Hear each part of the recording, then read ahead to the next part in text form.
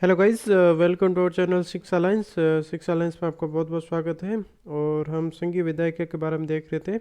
और अब तक हमने वो संसद से संबंधित है वो भारतीय संविधान में क्या प्रावधान है और राज्यसभा और लोकसभा के बारे में है वो हल्का सा ब्रीफ इंट्रो दे दिया था पहले। और इसके बाद हमने राज्यसभा पढ़ा था। और कल हमने है वो लोकसभा के जो सदस्यों की अयोग्यता संबंधित प्रावधान तक है वो कर लिया था। और होपफुली अगर लेक्चर आपको पसंद आया होगा और अगर कोई भी डाउट है तो आप कमेंट बॉक्स में मेंशन कर सकते हैं। और आज हम इससे आगे पढ़ेंगे कि सदस्य है वो शपथ कैसे लेते हैं और जो स्पीकर और डिप्टी स्पीकर होते हैं उनका क्या रोल होता है और वो कैसे सिलेक्ट होते हैं।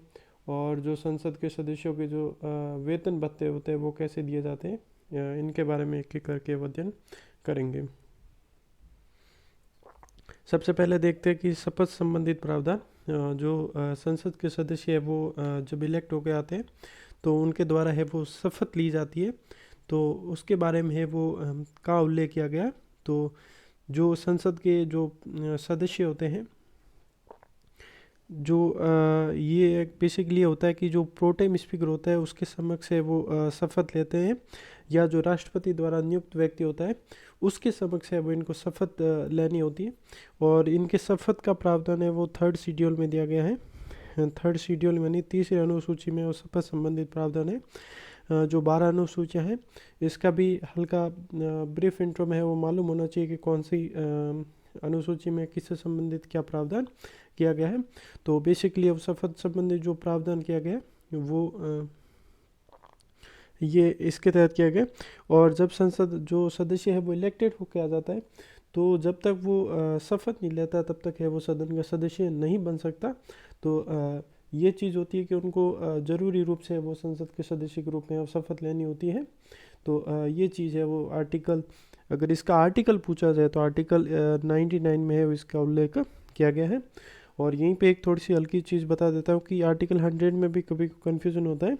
तो आर्टिकल 100 की बात की जाए तो ये निर्णायक मंच से संबंधित इसमें प्रावधान किया गया, जो कि निर्णायक मंच से संबंधित जो प्रावधान होता है वो आर्टिकल 100 के तहत है वो किया गया। तो शपथ का ये याद रखना है कि जो प्रोटेम स्पीकर या प्रेसिडेंट द्वारा नियुक्त व्यक्ति के समक्ष ली जाती है। और थर्ड शेड्यूल में इसका है वो स्पष्ट रूप से उल्लेख किया गया है संसद के सदस्य रूप में। अब देखते हैं गणपूर्ति से संबंधित क्या प्रावधान है। तो ये होता है कि जो टोटल जितना सदस्य है उनके 1/10 सदस्य अगर उपस्थित होते हैं तो वो गणपूर्ति मानी जाती है। इससे कम होगा तो वो सदन है वो नहीं चलेगा। मतलब जो मान लो 300 सदस्य है तो इसमें मिनिमम 30 सदस्य जब तक उपस्थित नहीं होंगे तब तक है सदन की कार्रवाई है वो स्टार्ट नहीं होगी। तो कम से कम है वो 110% है हिस्सा होना चाहिए। ये एक गण पूर्ति माना गया है कि क्वारम, इतना क्वारम कम से कम होना चाहिए। दूसरा, इसके साथ साथ में ये चीज़ देख लेते हैं कि जो अधिवेशन होता है, यहाँ पे साथ साथ में इसके बारे में कन्फ्यूजन भी रहता है कि अधिवेशन, तो अधिवेशन में ये होता है कि 2 सेशंस के बीच में है वो मैक्सिमम टाइम है वो 6 मंथ से ज़्यादा का नहीं हो सकता। और जो 3 सत्र आते हैं संसद में उनके हिसाब से होता है। और जो अधिवेशन है वो उनको राष्ट्रपति द्वारा है वो बुलाया जाता है। तो ये चीज़ है वो ध्यान रखनी है, अधिवेशन राष्ट्रपति द्वारा बुलाया जाता है। और 2 अधिवेशन के बीच में वो मैक्सिमम टाइम 6 मंथ्स होगा, उससे ज़्यादा वो नहीं होगा। और वैसे 3 सेशंस जो पार्लियामेंट के वो आयोजित होते हैं तो उस हिसाब से इस चीज़ का ध्यान रखना है। और गण पूर्ति की बात की जाए तो 1/10 यानी 1/10 भाग है वो ज़रूरी है कि इतना क्वारम होगा तभी यह सदन की है वो कार्यवाही स्टार्ट होगी। उसके बाद देखते हैं लोकसभा का कार्यकाल। अब जनरली होता है क्या, लोकसभा का कार्यकाल तो होता है 5 वर्ष के लिए। और जो अगर इसका ये चीज़ ध्यान रखना है कि जो प्रथम बैठक होती है लोकसभा की, जो प्रथम बैठक या अधिवेशन, तो प्रथम बैठक या अधिवेशन होती है वहाँ से उसका है वो 5 साल काउंट किया जाता है। ये आर्टिकल 83 में मेंशन किया गया और इसका सब सेक्शन देखना है तो 2 में ये मेंशन है। उसके अनुसार ये है कि जो लोकसभा का कार्यकाल है वो प्रथम बैठक से वो स्टार्ट होता है और 5 वर्ष के लिए होता है। अब ये होता है कि इससे पहले इसको क्या भंग किया जा सकता है? बिल्कुल किया जा सकता है। अगर पीएम है वो प्रेसिडेंट से वो रिक्वेस्ट करे तो इसको है लोकसभा को पहले भी भंग किया जा सकता है। और अब ये चीज़ है कि क्या किसी भी स्थिति में वो लोकसभा का कार्यकाल 5 वर्ष से ज़्यादा हो सकता है नहीं हो सकता है, उसकी संबंधित है क्या परिस्थिति है उसके बारे में हम देख लेते हैं। जब देश में राष्ट्रीय आपातकाल लगा हो 352 के तहत, तब इसके तहत ये होता है कि इसको एक बार में 1 साल के लिए बढ़ाया जा सकता है। ऐसे तो आप बढ़ा सकते हैं, लेकिन एक बार में है केवल 1 साल के लिए बढ़ाया जाता है। उससे कम में अगर ख़त्म हो जाए आपातकाल तो वहाँ पे इसको ख़त्म कर दिया जाएगा, लेकिन एक बार में हम 1 साल के लिए ही बढ़ा सकते हैं। हालांकि जो विवादित संशोधन हमने देखा हुआ है, जिसको मिनी कॉन्स्टिट्यूशन भी कहते हैं, 42nd अमेंडमेंट, जो कॉन्स्टिट्यूशन अमेंडमेंट 1976 में हुआ था, इसमें यह कर दिया गया था कि लोकसभा का कार्यकाल है वो 6 साल का कर दिया गया। लेकिन वापस जब 44th अमेंडमेंट हुआ था 1978, जिसमें बहुत सारे चेंजेस किए गए थे, तो 44th अमेंडमेंट 1978 इसके तहत वापस 5 साल कर दिया गया, और प्रावधान ये किया गया कि एक बार में है वो 1 साल के लिए ही बढ़ाया जा सकता है, ये 6 साल वाला नहीं होगा। और उसके बाद से वापस ये 5 साल हो गया लोकसभा का कार्यकाल। तो ये चीज़ ध्यान रखनी है, लोकसभा का कार्यकाल 5 वर्ष का, प्रथम बैठक से 5 वर्ष तक, और 46 अमेंडमेंट से इसको 6 साल कर दिया गया कार्यकाल, लेकिन 44th अमेंडमेंट में वापस इसको 5 साल कर दिया गया। और जब देश में 352 यानी राष्ट्रीय आपातकाल या नेशनल इमरजेंसी लगी हो, तब एक वर्ष का है वो टेन्योर बढ़ाया जा सकता है, वो केवल 1 साल के लिए वैलिड हो। एक बार में आप 1 साल के लिए इसको बढ़ा सकते हैं, उससे ज़्यादा नहीं। अगर आपको दोबारा अगर ज़रूरत पड़ बढ़ाना, तो फिर है वो 1 साल के लिए एक बार में वो बढ़ा सकते हैं। उसके बाद देखते हैं लोकसभा के अध्यक्ष और उपाध्यक्ष। अब ये होता है कि जो लोकसभा अध्यक्ष और उपाध्यक्ष का है वो इलेक्शन किया जाता है।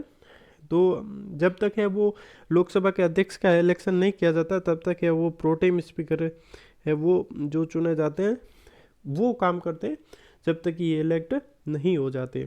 तो उसके बाद में है लोकसभा का इलेक्शन है सदस्यों में से ही किया जाता है, अध्यक्ष का जो चुनाव किया जाता है, और ये है वो सदस्य मिलकर चुनाव करते हैं। उसके बाद है वो प्रोटेम स्पीकर है वो अपना काम कर देते। बेसिकली प्रोटेम स्पीकर का ये काम होता है कि जो सदस्य है उनको शपथ दिलवानी जरूरी होती है। जब तक शपथ नहीं दिलवा सकते तब तो वो सदस्य नहीं बन सकते सदन के, और उसके बाद ही उन सदस्यों में से ही वो अध्यक्ष का चुनाव किया जाता है, यानी स्पीकर का चुनाव किया जाता है, पहले नहीं होता है।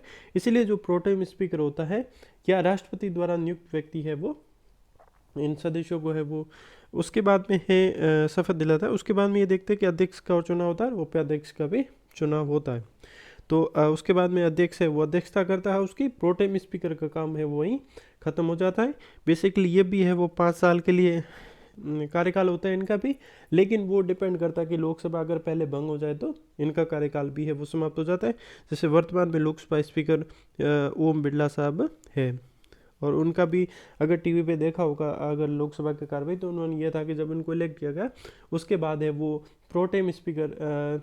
अब यहाँ पे एक चीज़ ध्यान रखनी, लोकसभा अध्यक्ष बनता है तो उसको अलग से है वो शपथ नहीं लेनी पड़ेगी, शपथ है वो अलग से नहीं लेनी पड़ेगी, क्योंकि उसने संसद के सदस्य के रूप में है वो ऑलरेडी शपथ ले लिया, तो उसको दोबारा शपथ लेने की है वो ज़रूरत यहाँ पे है वो नहीं पड़ेगी।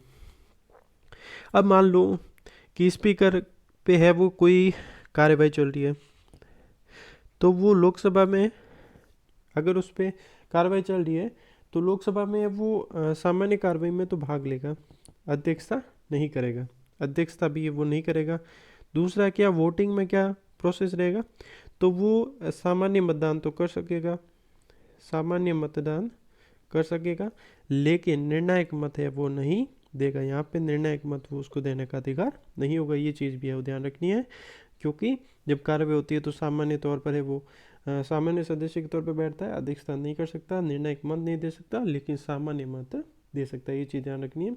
अगर इन पर कोई कार्रवाई चलानी है तो ये होगा कि तत्कालीन सदस्य संख्या, तत्कालीन सदस्य संख्या के बहुमत से वो इनको आप के बहुमत से आप इनको हटा सकते हैं, और ये लाने से 14 दिन पहले इसको है वो पूर्व सूचना देनी होगी। जो ये चीज़ है वो ध्यान रखनी है। और ये होता है तत्कालीन सदस्य संख्या के है वो बहुमत से इसको है वो हटाया जा सकता है। और अगर खुद ही अगर त्याग पत्र देते तो ये आपस में ये प्रोसेस चल रहा है, अध्यक्ष है वो उपाध्यक्ष को त्याग पत्र दे सकता है और उपाध्यक्ष है वो अध्यक्ष को है त्याग पत्र सौंप सकता है। तो ये आपस में दोनों एक दूसरे को भी सौंप सकते हैं। और इनके अगर वेतन भत्तों की बात की जाए तो संसद द्वारा निर्धारित है और उन्हीं के आधार पर है वो वेतन भत्ते दिए जाते हैं। और इनका वेतन भत्ता और राज्यसभा के सभापति का वेतन वैसे इक्वल होता है और उपसभापति के तौर पर ही उनको वेतन मिलता है, क्योंकि उपराष्ट्रपति के नाम पर है वो कोई वेतन नहीं दिया जाता है।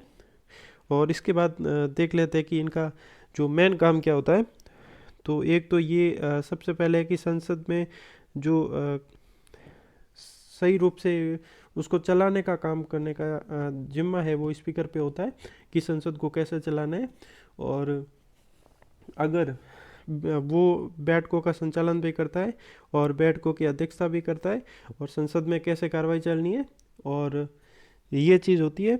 और उसके बाद में अगर कोई सदस्य शांति नहीं बनाए रखता है तो उसको है वो सदन की कार्रवाई से बाहर निकाल सकते हैं या निलंबित भी कर सकते हैं। उसके बाद देखा जाए कि दल बदल संबंधित कानून में है वो किसी सदस्य को अयोग्य घोषित करने की शक्ति भी है वो लोकसभा स्पीकर के पास में रहती है। और सदन की कार्रवाई को सबसे पहले एक बात की जाए, स्थगित करने का अधिकार, स्थगित करने का अधिकार है वो लोकसभा अध्यक्ष के बाद में। और संसद की का जो सत्रावसान वगैरह करना वो राष्ट्रपति का काम होता है, ना कि लोकसभा अध्यक्ष का। यहाँ पे है क्वेश्चंस में थोड़ा सा ध्यान रखना है। और जब आर्टिकल 108 के तहत है वो जॉइंट सीटिंग भी होती है, तो जॉइंट सीटिंग में है वो लोकसभा के रूल्स के अकॉर्डिंग जो सेंट्रल हॉल में बैठा जाता है और यही चीज़ होती है कि इसमें लोकसभा अध्यक्ष है वो अध्यक्षता करता है। उसके बाद में सबसे मेन इम्पोर्टेंट हो जाएगा धन विधेयक, मनी बिल। तो कोई बिल मनी बिल है या नहीं, ये है वो निर्णय लोकसभा अध्यक्ष करेगा, ना कि पहले से वो इनको अनुमति लेके ही वो बिल को प्रस्तुत किया जाता है। उसके बाद में है वो आर्टिकल 100 का उपयोग, मान लो किसी भी स्थिति में है वो मत बराबर हो जाए, मत बराबर, तो उस स्थिति में वो स्पीकर को है वो निर्णायक मत देने का अधिकार आर्टिकल 100 के तहत है वो उल्लेखित है, निर्णायक मत देने का अधिकार। तो ये आर्टिकल 100 में है वो इसका उल्लेख किया गया है। तो ये चीज़ है वो स्पीकर के पास में है वो ये शक्तियाँ होती है। और इसके साथ साथ में है कुछ समितियों का है वो अध्यक्ष भी या पदेन अध्यक्ष भी होता है। और इसके साथ साथ हम कई बार देखते हैं कि एक जो लोकसभा महासचिव भी होता है, महासचिव की भी पोस्ट होती है, जो कि स्पीकर के जो चेयरमैन है उनके नीचे ही शुरुआत में है वो चेयर लगी होती है। तो वो उनका काम होता है कि जो सदन से संबंधित कुछ अगर मैसेजेस भेजने हो तो अगर कार्रवाई नहीं चल रही हो, कुछ काम करना हो, तो ये इनका काम है वो देखा जाता है, जो कि महासचिव करते हैं। तो इससे संबंधित जितने प्रावधान थे और ये हमने देख लिए। होपफुली आपको ये लेक्चर पसंद आया होगा। Please do like share subscribe और यूट्यूब चैनल शिक्षा लाइन्स। और आप हमें इंस्टाग्राम पर फॉलो कर सकते हैं, फेसबुक पेज पर फॉलो कर सकते हो और टेलीग्राम पे भी फॉलो कर सकते हो। और कोई भी अगर डाउट हो, क्वेरी हो तो आप कमेंट बॉक्स में मेंशन कर सकते हैं। Thank you for watching.